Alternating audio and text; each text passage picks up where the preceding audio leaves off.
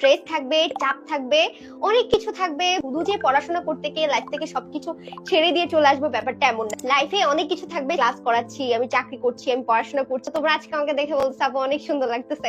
কারণ হচ্ছে আজকে আমাদের ভার্সিটিতে বসন্তের প্রোগ্রাম ছিল।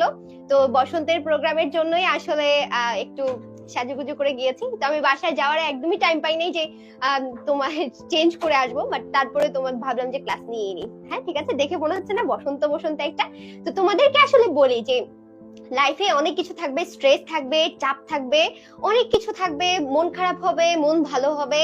তো এই জিনিসগুলো কখনো মিস করবে না। যখন বসন্ত আসবে বসন্তটাকে উপভোগ করবা, শীত যখন আসবে শীতের পিঠা খাবা, শীতটাকে তোমরা অনুভব করার চেষ্টা করবা। যখন বৃষ্টি আসবে একটু বৃষ্টিতে ভিজার চেষ্টা করবা, বৃষ্টিতে একটু হাত বুলাইয়া দেখবা যে কেমন লাগে ফিলিংসটা।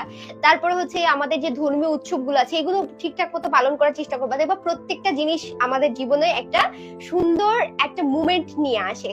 তো এই সবকিছুই লাইফে করতে হবে। জীবনটা খুবই ছোট, এই জীবনটার মধ্যে থেকেই হচ্ছে আমাদেরকে সবকিছু উপভোগ করে, তবে সেটা সঠিক উপায়ে, কোনো খারাপ পদ্ধতিতে না, সঠিক উপায়ে সেটা উপভোগ করে আমরা আমাদের জীবনটাকে হেসে খেলে কাটিয়ে দেবো ইনশাল্লাহ।